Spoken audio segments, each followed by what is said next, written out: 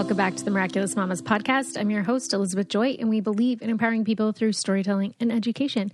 If you're listening, make sure that you are subscribed so that you are staying up to date with all the episodes that come out and with any changes that we're going to be making to the podcast. So you guys can just follow along. We have some awesome guests on the podcast. I feel like 2021 has just been great. Even 2020, if you go back, the episodes were amazing. Some of the people that came on and shared, it was just so awesome. And so I'm very grateful for that. In 2021, we are just trucking along. I can't believe there's not that much left of it. And I know a while ago I was saying how much I love fall, and now we are like in fall and it's finally cooler here in Chicago. It was kind of going back and forth, playing with our emotions, and now it's starting to feel a lot more like fall. And I know in a couple weeks, usually by Halloween here, it is freezing. So we don't have that much time left to enjoy the super fall weather. But I'm also a big fan of winter. Winter's like one of my favorite seasons as well. So just this whole time, I would say September to March, I love, is like my favorite time of year. And then in March, it's like, okay, ready for some warmth, but then the weather's really weird here from March to May. And that's like when I get seasonal depression. It's like in springtime here.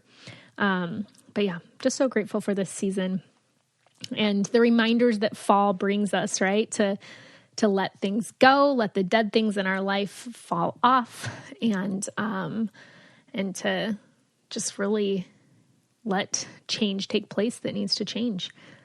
Today on the podcast, I have on Dr. Elana Roumell, and I am so excited to have her on. She's great. I've been following her on Instagram for a long time.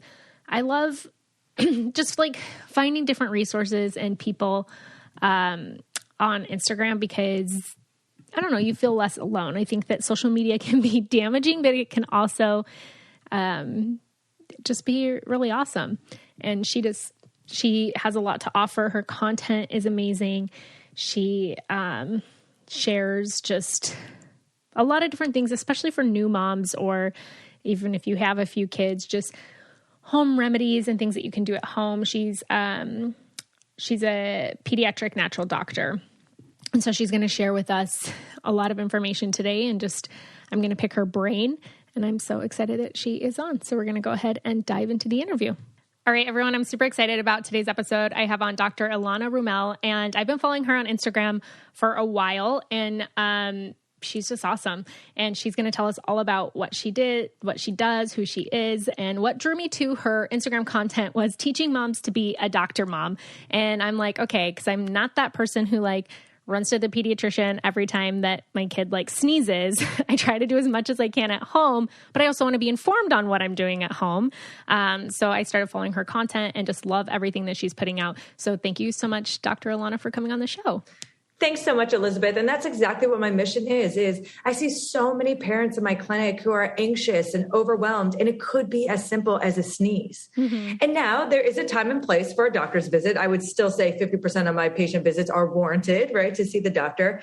But if 50% of those could have actually been helped by their parents at home using safe, natural, effective, therapies, why wouldn't these parents be able to have this information, right? So I just felt like it was my mission to be able to educate and empower these parents to feel confident when they can treat their child from home safely, and then also know the signs and symptoms of when it is indicated to go see your doctor, because there is a time and a place for both conventional medicine and natural medicine. So my whole philosophy is just teaching parents integrative therapies.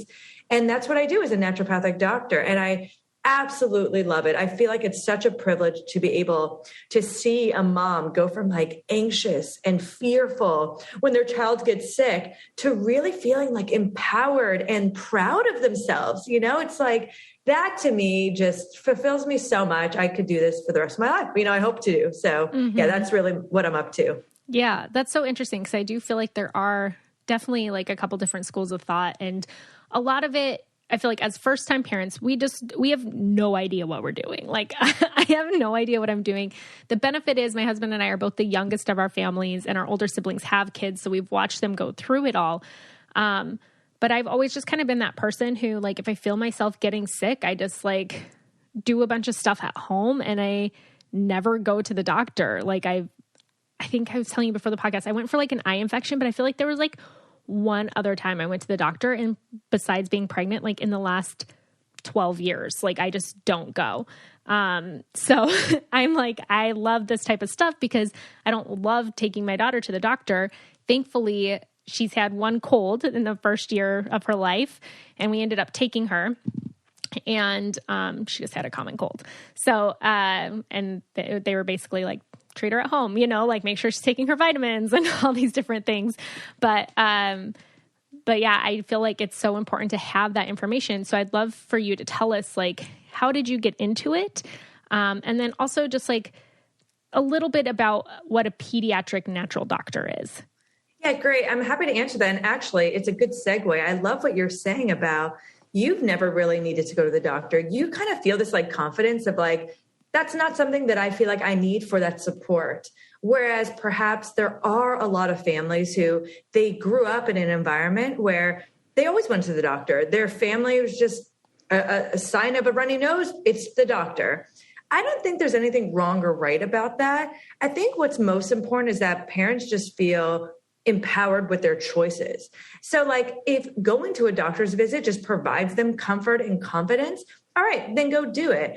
Whereas like, even for me, I relate more towards you is I would rather save time, save money, save a drive and just do it at home. Plus to me, it makes me feel like my kid's hero. Like it makes me feel so good when my daughter has the runny nose or a cough or a fever, and I get all my like remedies out and we get to do this together. I mean, we do something called cold, wet socks. She calls them magic socks. And she even knows once she feels warm or has a fever, she's the one who asks me now, hey, can I get my magic socks out? And that to me is really fun. You know, I love having them participate in their own healthcare, feeling like they can take it on themselves. I think that's like part of another reason why I love teaching doctor moms is like, I really want people to feel like they could take their healthcare in their own hands and then know when it's time to go see a doctor. So I just wanted to mention that if you don't mind before I answer your question.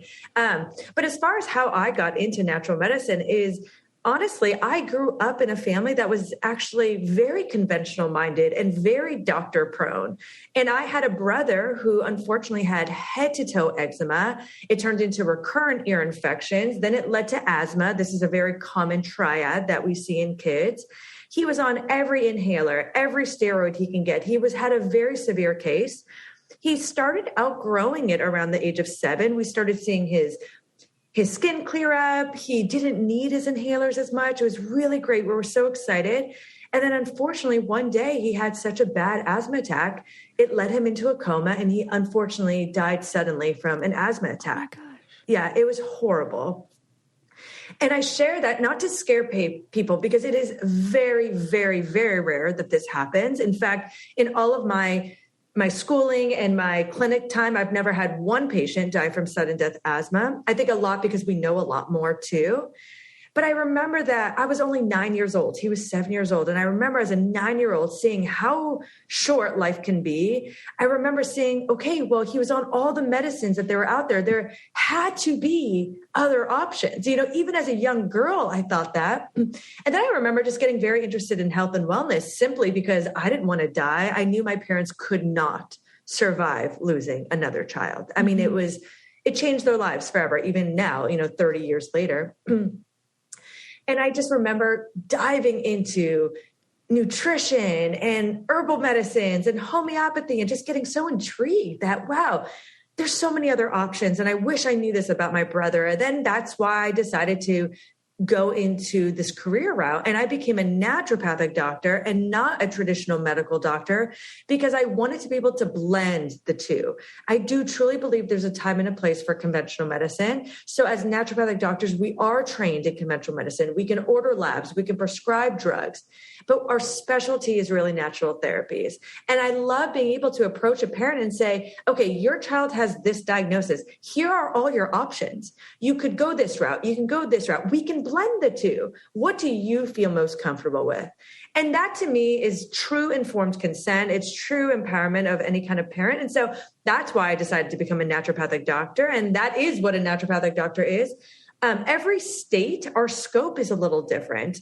Where I went to school in Arizona, we were able to even do like minor surgery procedures and, chiropractic manipulations, whereas now I'm a California licensed doctor, and here we can't do chiropractic manipulations and we can't do minor surgery, but we can still prescribe pharmaceuticals and do all the different remedies. So based on where you are as a listener, whatever state you're in, do a little bit of research, interview a couple naturopathic doctors, and then see what they can offer you. Some take insurance, some don't take insurance, right? Mm-hmm. So every state's a little different, but I absolutely love the career that I've gone into. And truly my brother's passing has absolutely provided me such a gift. And that's my passion and my drive to be a naturopathic doctor and to help. Mm-hmm. All right. So if you've been listening to the podcast for a while, you know that I'm kind of obsessed with Best Fiends. And in my humble but correct opinion, it is the best match 3 style game by far. And with Best Fiends, you play through an actual storyline complete with good guys, the fiends, and not so good guys, the slugs. And you get to find these action-packed adventures on the side. It's a brain-boosting puzzle game all rolled into one. I love kind of the side challenges. That's what I've been going through now. And some of the levels are really hard. But I've been powering through, putting in some time on Best Fiends.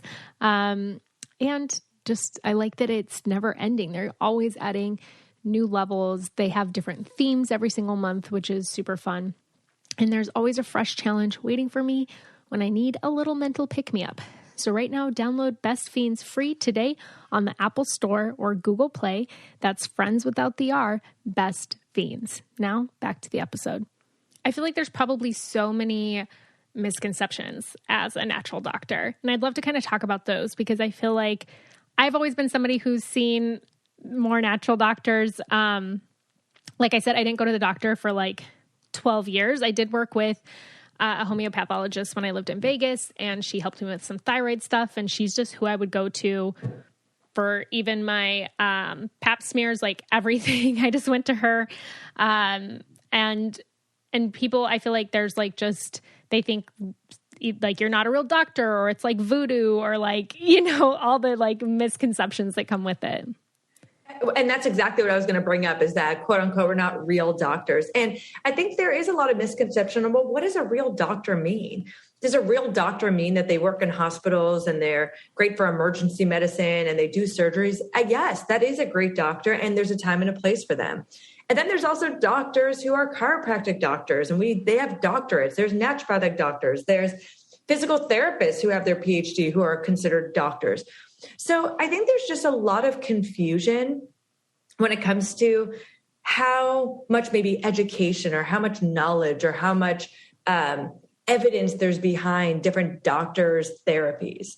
And there is a ton of evidence to show how natural therapies are effective. And I think maybe one of the misconceptions is that because our toolbox is so big, right? With natural medicine, we just have so many options, which, to be honest, I think is a beautiful thing, but also can be challenging because not one thing always works for another thing. I think the biggest misconception is that natural medicine doesn't work because I tried this one remedy and it didn't work for me. Well, unlike standard conventional medicine, where if you have a fever, Tylenol is the go-to or ibuprofen is the go-to. Well, we actually have multiple different fever remedies to choose from, and every individual is going to respond differently. And I actually think that's a really beautiful thing, but it takes more work. Yeah. It takes more work for us practitioners to find what remedies work for individuals. It takes more work for my doctor mom students who are really trying to navigate, do I use homeopathy or herbal medicine? But what's beautiful about it is that we have to then be more involved. We have to be more observant. we have to really understand what the symptoms look like, because when it comes to, let's say, fever, for example, there are 10 different homeopathic remedies that you can consider. Some fevers are really high. Some fevers are low. Some fevers come with a bright red face. Some fevers come with a child who's sweating. All of these actually have different indications for different remedies. So it's not just fever medicine. It really does expand, but that's what's, to me, exciting to be able to teach my doctor moms. Mm-hmm. I feel like a lot of times when people, though, are like, oh, well, I tried this one thing and it didn't work for me, they actually didn't see a natural doctor. It's their friend was like, oh, I took these herbs and it changed this thing. And I always say on here, because I've talked about different things that have worked for me before, and I'm like, don't just blindly start taking supplements, because you don't know, like, unless it's like vitamin D, vitamin C, you know what I mean? Like things like that, obviously. Yeah. But like certain herbal things, like I had crazy things with my hormones and my gut, and I had to get on like a strong dose of echinacea and uva ursi and astragalus. But do I think people listening should just blindly get on strong doses of those? No, not at all. Like I had lab work done. I worked with somebody who was like, these are the things you need to do. Great. And I think though, but that's where some of the misconception comes too, is somebody's like, oh, I took this herb. I took maca root and it like helped with my preconception health, you know, like everything. And it changed all of this. And it's like, that's great for this person. But if you have a different underlying issue, like you don't know if that's going to help. Great. Thank you. Can I like take you everywhere with me and just like put you on a microphone? I love that. The other part of that is also dosing. Yeah. And timing. Yeah. So with natural medicines, it works by far the best when you take it upon immediate symptoms. If you wait too long, let's say your child has a runny nose and you're on day 3 and now you're like, okay, let's get all my natural medicines out. I don't expect it to do the same as if you started immediately. With natural medicines, I expect to decrease the intensity of the symptoms and shorten the duration of the illness. But we only see that effectiveness when you start it right away. And then you're also giving your child or adult the right amount. Mm-hmm. And so like if someone is saying, well, it didn't work for me, well, let's go through it. It could have been the right remedy, but did we give it properly? That's where a trained doctor can really help, who's obviously trained in this, that prescribes and can recommend based on it.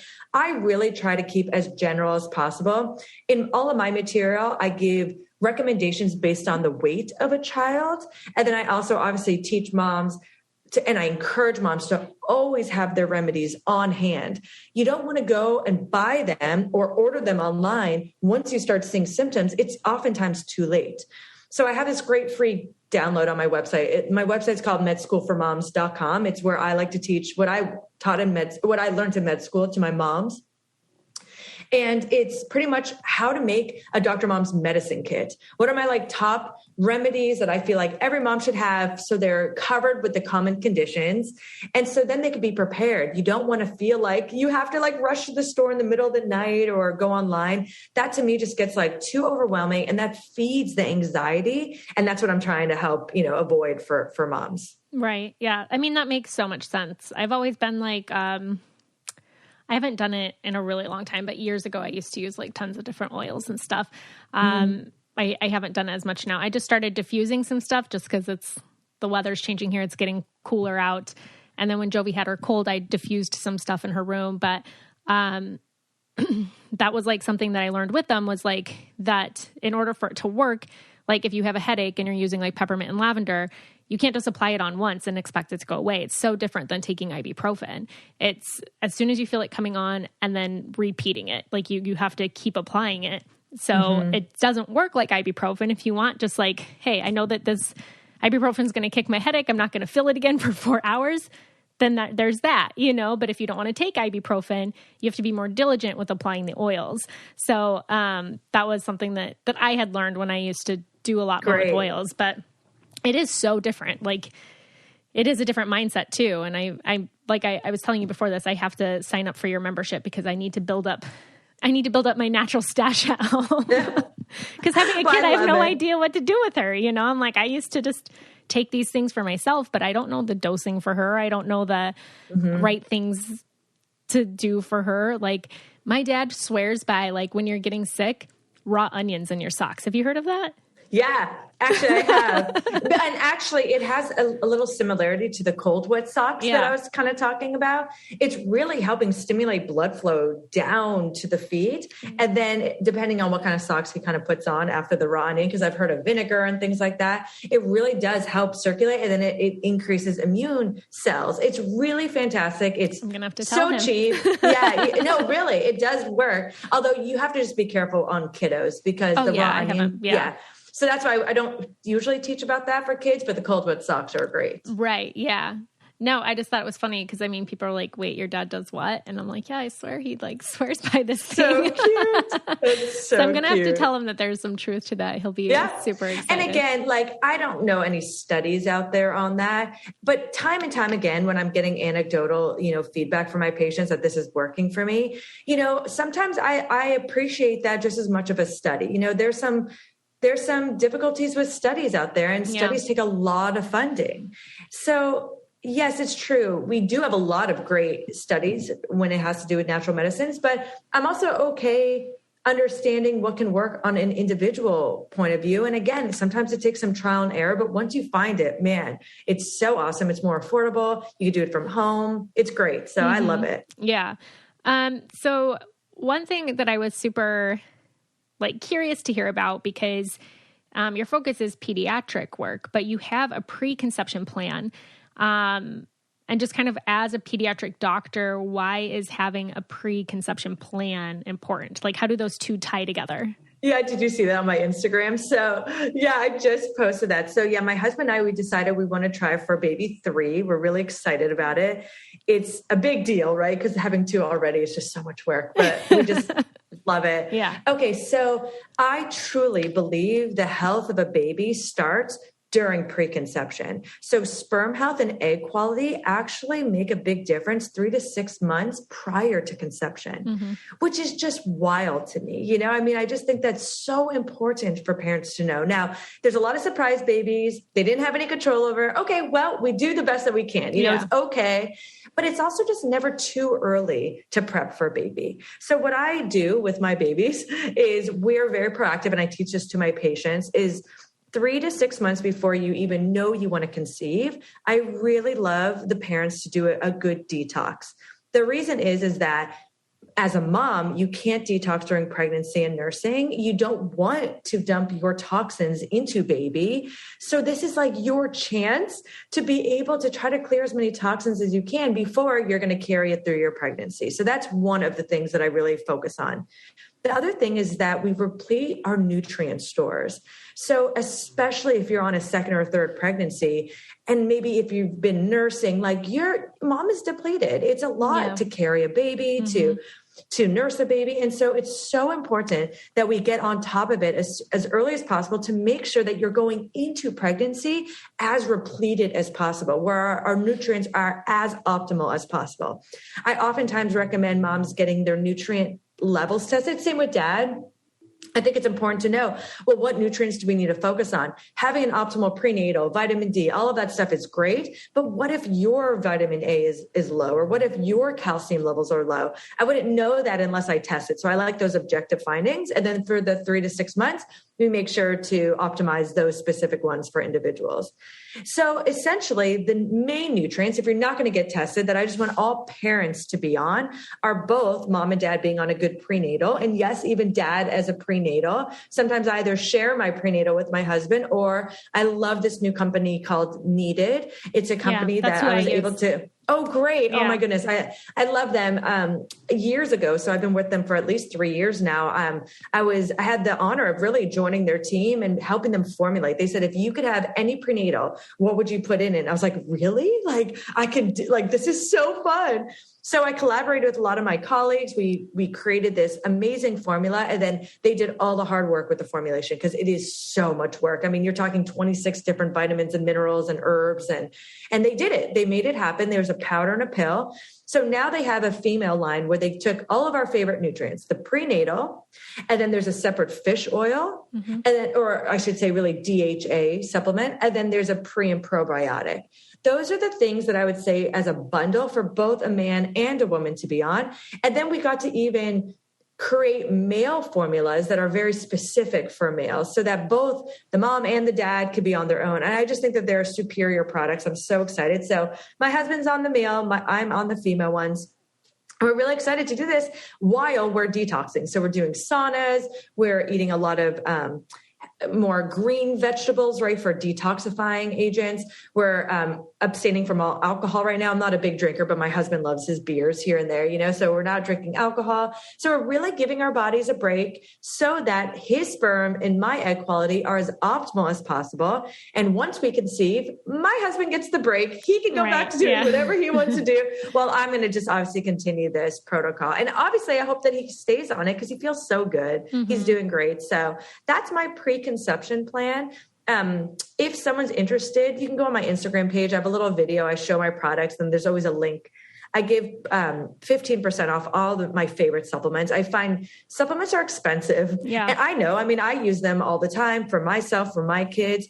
And I want good, high quality, great professional products available at somewhat of an affordable, price. So I get 15% off all orders every time. It's like just a no-brainer for me. So that's something your listeners can get in on. I had no idea you were a part of Needed because I discovered them with this pregnancy. So before that, I don't remember what I took. I took actually a couple different things last pregnancy. But I always made my husband take male prenatals before each time. And yeah, I've loved the company Needed. I feel like that's all my friends who have reached out to me have been like, what prenatal should I take? Or we're going to start trying. And I'm like, this one has everything.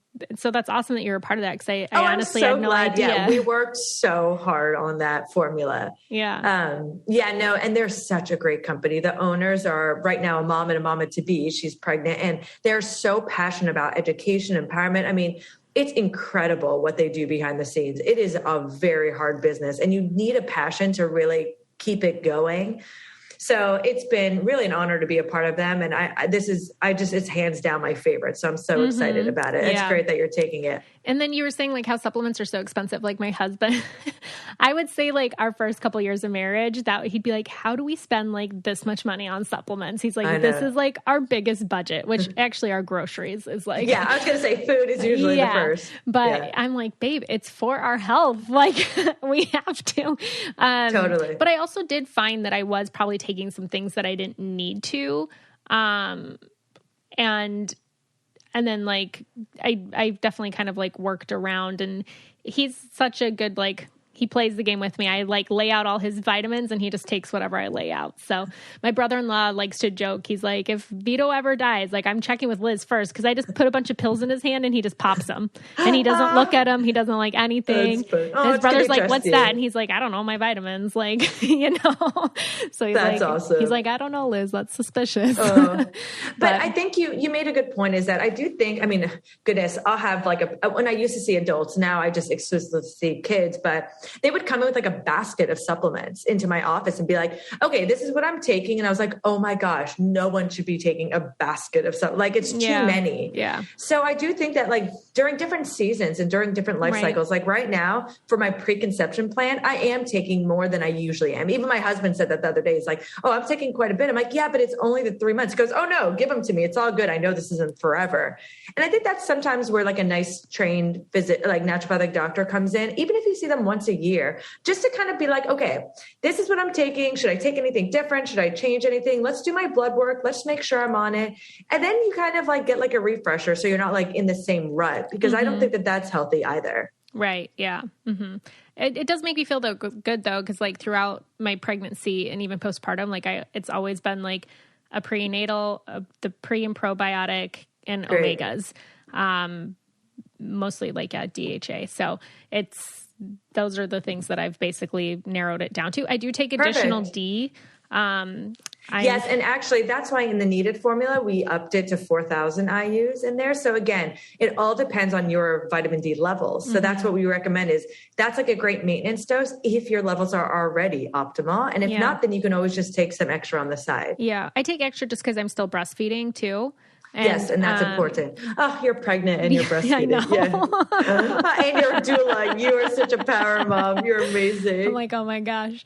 For those listening, I was telling her before the podcast, I was at an 18-hour birth yesterday. So I was a little brain dead earlier, but I'm feeling okay now. You're amazing. Oh, doulas are such special people. Yeah, You're I really love a gift. Yeah, it's great. So one thing I wanted to talk about too is getting peace of mind about your kid getting sick, because I remember hearing, especially like Jovi's not in like daycare or anything like that.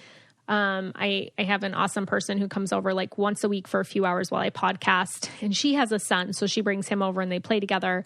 She'll see like her cousins, whatever. I've made like a couple friends that we've had a couple play dates with, but for the most part, she's just like around family. And she didn't really get sick at all this first year of her life, which I'm like, that's awesome. Also like just with COVID, Totally. But like now she had her first cold, like around 11 months. And I'm like, my husband and I were both talking. We're like, well, this is good. Like it's helping build her immune system. And I remember like hearing like school age kids get sick all the time, but it's building their immune system. So I just want to talk to you about like peace of mind about like having your kid get sick. And then like, when is the sickness okay? And then when is it not? Great. No, this is great. And I just want to say something that's so important. And so I'm going to say it slowly, and I want people to really listen to it. And that is, kids get sick. They get sick often. It is not your fault. You didn't do anything wrong, and you have to expect it. It's not a matter of if, it's just a matter of when. And what I think is actually normal and healthy, especially when kids go into school, it's just inevitable that's going to happen, is that if a kid's getting sick and their cold's lasting like 3 or 4 days and they're still running around and everything's fine, they just like have snot all over them and, they're coughing a little bit, then fine, no big deal. You may not even need to do anything for them. You don't have to always use medicines. But if it's starting to come every month and they're sick, or they're starting to get sick literally like every 3 weeks, it's like there's barely a break, and the duration ends up being no longer 3 to 4 days. It's now like weeks and the kid is still sick. That's when I would say that's a little bit more abnormal and we need to take more precaution. But getting a runny nose, maybe even like once every other month, and it lasts about 3 or 4 days, but the kid's mood is still great. She's running around, she's still sleeping well. There's no big deal with their appetite. That is all normal. And that is great. Look at it as like, yep, it's priming her immune system. She's exposed. Her body's doing exactly what it needs to. It's getting rid of everything. It's great. And then just be at peace. But I think it's just like, it's the parents who come into my office who are like, he's sick all the time. Yeah. It's like, I never get a break. That's when I'm like, okay, there's other underlying things. Let's really dig deep and look into that. Mm-hmm. So I hope that answers your question. Yeah. I hope that gives some moms and parents peace of mind who's listening, is like, I don't want anyone to blame themselves. This is just to be expected. And that's why it's so nice to always have your remedies around, because it's just a matter of when it's going to happen. And especially a child who's never been in school, when they start school, just expect it to happen. And it's really back to school colds and flu season. And I have this like real issue. I don't know why back to school starts during cold and flu season. It's like, bam, like these kids are just like hit with it. It's like, I wish school started in like spring or like summertime, like give the kids a chance to like, get used to the bugs, and then cold and flu season. So it's so interesting to me, like who chose August, September to be the time for kids to go back to school. Mm-hmm. Yeah. Well, and that was the thing I feel like that did make me feel okay, was the whole time she was sick, she acted normal. Like she was great. And fine. That is the best indication. Mood. Really hone in on that. I mean, she was like covered in snot, and I'm like, oh my gosh. Yeah, it's gross. But she's like, just fine, playing along, smiling, whatever. Yeah. And I'm like, okay. Yeah, absolutely. And that's so common. And I teach my doctor moms is the mood is one of the first things that will give you the red flag. When you know something's going from, I have this scale, it's called the Dr. Mom's measuring model, where I show them this like triangle where symptoms can go from mild to moderate to malignant, right? Like how fast does it move from something mild to malignant that okay, this is dangerous. And the mood is one of the biggest indications. They're running around, they're happy, then it's never going to be in the higher. And it's such a small time frame that it gets to that top of the triangle. It usually lives in like the mild and they're fine, but I give you all those kind of signs and symptoms to look for. Yeah. I feel like my worry, because I had mentioned in my email to you that like, even like going back to church, I don't want to put her in like the kid daycare because I'm just like, kids are disgusting. They lick everything. They sneeze on everything. And I'm like, she's going to get sick. And my biggest fear is like RSV because I just know like people whose kids have had it and it just is a lot more serious. Is there anything that we can do to help prevent our kids from getting that? Totally. So you could give her some remedies before she goes to church. So let's say you decide you want to give her something like elderberry. Mm-hmm. Elderberry is a great antiviral. How elderberry works is it actually like coats healthy cells so the virus can't penetrate inside. It's a really cool mechanism. And viruses have to replicate in order to really expose symptoms. So let's say you know you're going to go to church and you know she's going to be around a lot of kids. Maybe give her a dose of elderberry before she goes in. So at least she has some kind of protection. And that's the best that you could do. And then when she leaves, make sure you wash her hands before she eats, do all like the very common things. And that's that, and hope for the best.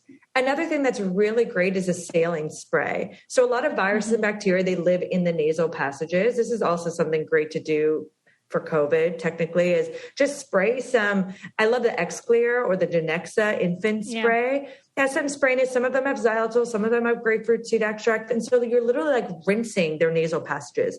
You could do this before, but definitely do it after their exposure. So again, it's just like helping wash out whatever viruses or whatever things that may have gone up there. And then hopefully it doesn't replicate inside the body. Mm-hmm. Yeah, that makes sense. Yeah, I discovered Genexa a while ago and I was, that's a cool company. Yeah, I love their nasal spray. That's in my medicine kit. It's one of the remedies in my medicine kit. Yeah. Along with elderberry. My husband takes Tums like every couple of weeks. He'll get like some stomach issues. And I got the Genexa ones though, but he's like, they taste so gross, babe. And I'm like, oh, no. I'm like, yeah, but I mean, not, and he's like, not that the other Tums like taste better. Taste good, yeah.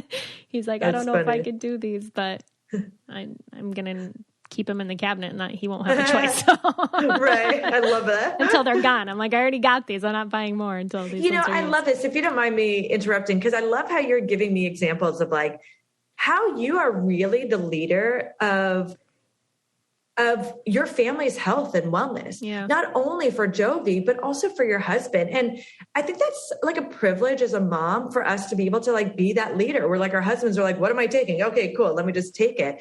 Oftentimes it does end up falling on the woman, not in all cases, but at least the majority of my patients, it oftentimes is like the mother's default responsibility some way, right? Where we order the supplements, we give the supplements, we refill the supplements. It's like, how did this become our job? Well, it's important to us, so it became our job.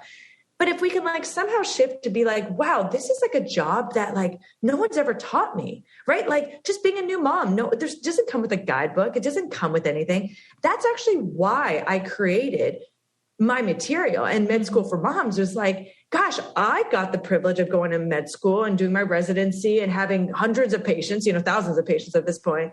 I got schooling, but moms don't have that schooling. So like, who's there to teach them? So that's where I got really passionate about doing it. I felt like my medical school helped me feel calm and confident as my own child's health advocate. And that's what I want that feeling for all parents, So I've got a lot of doctor dads, but it's mostly doctor moms because they're really the leaders of their child's health and wellness. And I think that that's so cool. Mm-hmm. Yeah. I mean, that makes a lot of sense to me. And I never really thought of it like that before, but I mean, it is true. I feel like even whenever my husband's like starting to feel sick or whatever, he's like, babe, like fix me, he's like, just give me whatever you give me. And like, just totally do all that. So, and also like I'm the default chef in my home as well. So yes. I'm like, man, we're getting into that season where I just want to make tons of like nourishing stews and soups and things like that I'm super excited about.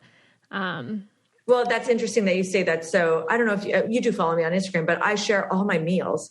And the reason my moms like it is they just want to see what's relatable and but healthy meals is such a foundation for good health. And so inside my membership, I'm finally sharing my recipes. That's something that I've never done before. People ask me for recipes all the time. I'm like, I don't follow recipes. I just cook. Yeah. So I finally figured out, how to make things, at least what I thought would be like a recipe. And I'm so happy to do that because, again, as a leader of our family's health and wellness, it's not only buying the supplements or making the doctor's visits, it's cooking.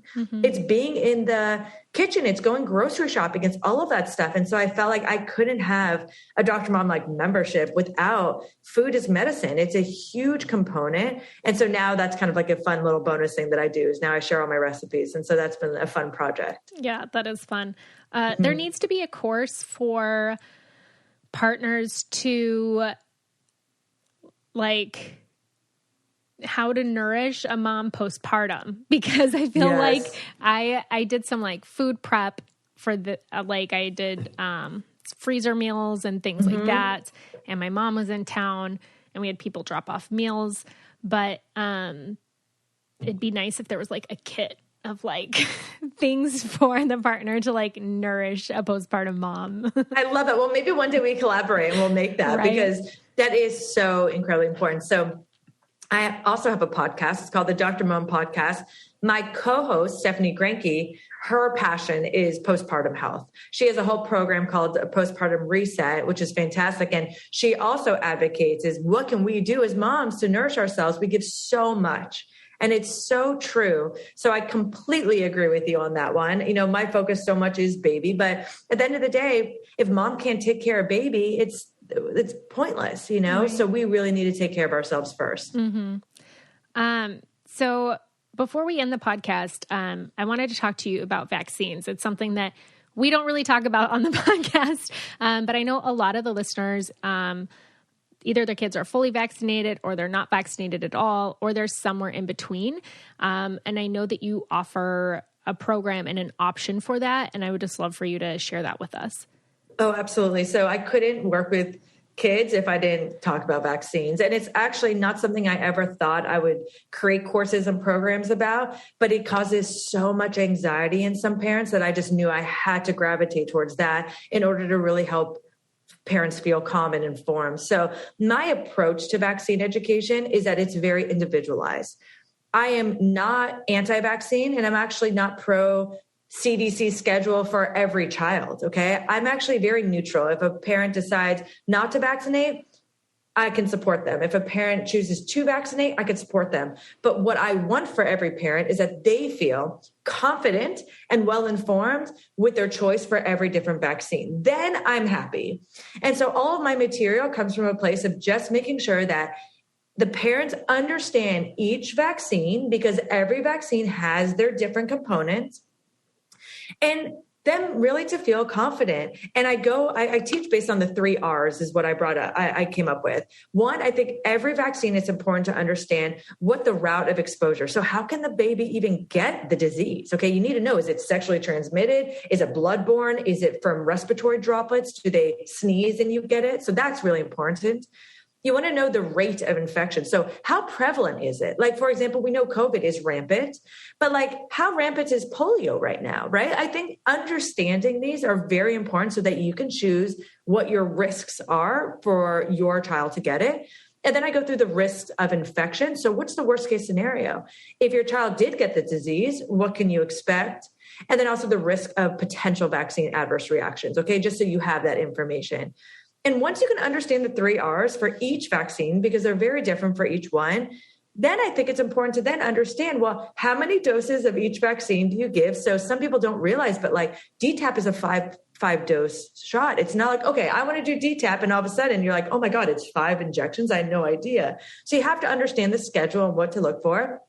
You want to choose the age that you want to start administration. Some injections, if you wait a certain time, you actually decrease the number of injections. And a lot of parents don't understand that.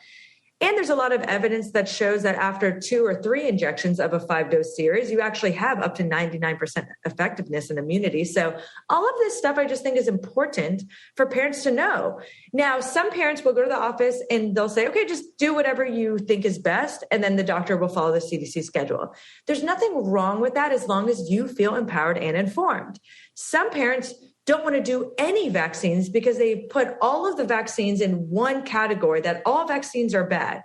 Well, I actually disagree. I think it's important that you look at each vaccine individually, and then it's okay to pick and choose versus just throw them all out, with the towel, whatever that expression is. So I just find it to be so important to take the time for both parents to get education, both parents come up with a plan that they both agree on, that they both feel like that they can go to sleep at night feeling good about it, find a pediatrician that will, really help encourage and follow that plan.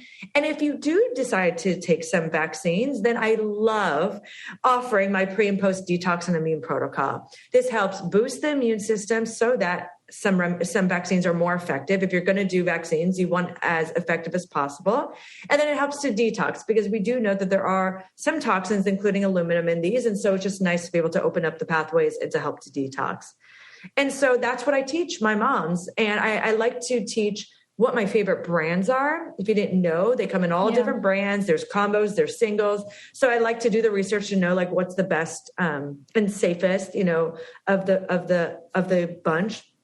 And now this vaccine course that I've been selling now for years, it's one of my most popular courses. It's literally now included in my membership program. And I did that because I want as many parents to have access. My membership is right now as low as $20 until October 24th. Then it goes up to $27 a month. It's so cheap. You can cancel at any time. It's so cheap. My vaccine course used to be $250 alone. And it's such important material that I wanted to reach more and more parents. So that information, I just think it's so important to sit down with your partner, get on the same page. And then I have another program called the Vaccine Empowerment Program that if you want like a deeper dive into all the research and the ingredients and alternative vaccine schedules, then it's really like a 6-week program. Then that's offered to you. My members get a discount on that, but you don't have to go there. Some people are just like hungry for all that information. Some people just want like an introduction and they want to understand. That's what my vaccine course is. It's probably more than an introduction because you still leave with so much information, but the vaccine empowerment is like for those who literally just like, they want all of that. They want to be able to like show their doctor studies. They want to be able to like really be able to communicate their points of views and stuff. And so anyway, that's just an option because people were asking. So that's why we created that program. Mm-hmm. Yeah. Thank you for sharing all that. I'm a huge, being a birth worker, for me, people knowing their options and feeling informed and validated is really important to me. And I've realized that definitely crosses over into now that I have children of my own. I think it's really important to find providers that you feel you're not talked down to, or you don't feel forced into anything, but that you can make a plan with together and that you're feeling validated and heard and that you have I'm like such a fan of actual numbers and statistics and different things like that, just because that's what I do with all my birth work. When I'm assessing risks and benefits, it's like, here's the risk of this thing. Here's the benefit. Here's the actual numbers. You have to figure out what's best for you. For some people, a 1% risk is too great. For other people, they're like, 1%, that's not big at all. I'll take my risk. You know what I mean? So you're the only person who can decide that. So it's great that you offer that because I feel like a lot of people feel like it either has to be all or nothing. And that isn't always the case, especially, just individualized care all around and figuring out what's best for your kids. Great. You said it perfectly. I agree 100%. Yeah.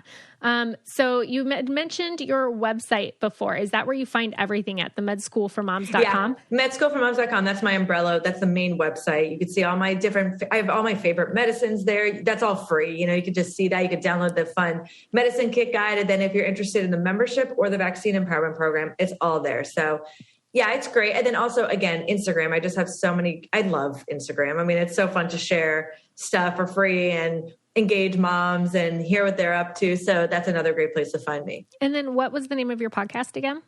It's called the Dr. Mom Podcast. The Dr. Mom Podcast. Okay, great. I will include links for all of that in the show notes. But I just want to thank you so much for coming on and just sharing all of your expertise and information with us. I think it's really cool what you're doing. I feel very fortunate that we found a pretty good pediatrician here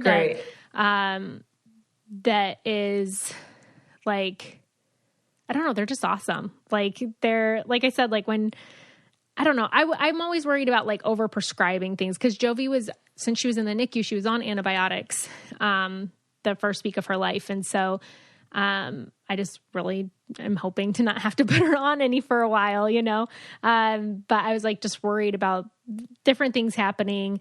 And we just have a great pediatrician that they're just, I feel like pretty comfortable with them. They always take their time in our visits, answer all of our questions, may help us make decisions. And I know that just isn't the case for everybody and that's not always everywhere. So thank you so much for being one of those people. Oh, I'm so happy. And I agree. I want that for every parent. I always recommend just don't give up. Keep on interviewing different doctors. I interviewed about 10 doctors before I found the pediatrician I wanted for my kids. Yeah. And I'm so glad I did, and I agree with that. I think it's really important. And luckily more and more people are doing virtual consults now. So that's really great as well, just as another option. Mm-hmm. Yeah. The first one we went to, we didn't end up with. And my husband likes telling the story because I'm definitely like way more crunchy than he is. But I got a recommendation to this person who was like, they're great. And we went there and she was just like completely like, oh, I don't do vaccines, but I have this guy that you can pay cash for to get them done. And my husband was like, what? He's like, we're not coming back here. And I'm like, what? And there was like a hole in the wall in the office. And I'm like, oh my gosh. And my husband's going to think I'm crazy. And I'm like, yeah, that wasn't what we were looking for. Right. But that's good that you went and interviewed, and then you won't know until you go. So good for you. Because I was like trying to find somebody more like natural minded, but it was like the extreme the other way. And I'm like, yeah.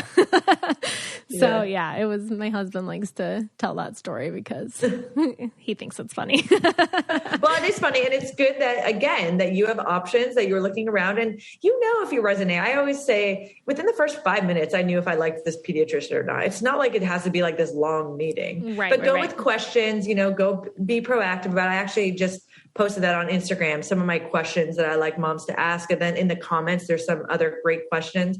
Yeah, I just totally recommend that. And if you're currently seeing a pediatrician that you don't like, you can change, keep on looking. There's so many people. Mm-hmm. Yeah. Well, thank you again so much for coming on and for your time and energy. This is fun. I really appreciate it, Elizabeth. Thank you. Mm-hmm. I'm so grateful for her coming on. We could have chatted forever. We actually chatted for like 20 minutes before we even started the podcast. Then we're like, okay, we have to record. Otherwise we're going to run out of time. But I just love, like I said, just finding people who are like-minded that just really believe in informed consent and partnering with people and educating and just helping parents make the best decisions that they can for their kids. Because being a parent is hard. I feel like there's like a lot on your shoulders of you are responsible for somebody else's life and you have to make all these decisions for them. So feeling informed and good in the decisions that you're making is so important. So I love that she took the time to come on the podcast and to chat with us. And that she, just puts out all the different content that she has that is amazing. So make sure that you guys go follow her on Instagram, which is going to be linked in the show notes. If you guys haven't been listening, we had some really good episodes recently. Dog Meets Baby, which is awesome. If you have a dog and kids, if you're planning to have kids and you have a dog, it's a great, great episode.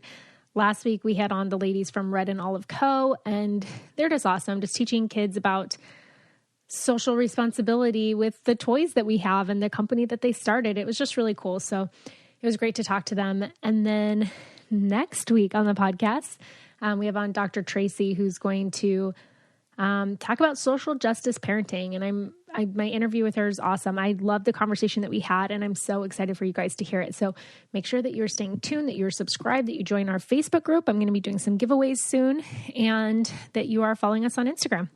All right. Have a great week, and we'll talk to you later. Bye. If you want to be the most interesting person at the cocktail party, well, hop on over and listen to the Brain Candy podcast. Our award-winning content will have you laughing while you're learning. We read all the best articles, books, and studies and keep up with new TV shows, documentaries, and pop culture. And then we cram it all into 2 shows a week. Conspiracy theories, cannibal rabbits, unsolved mysteries, the history of the Walkman. There's something for everyone. The Brain Candy podcast. Find our link in the show notes. Or simply search for the Brain Candy podcast on your podcast app.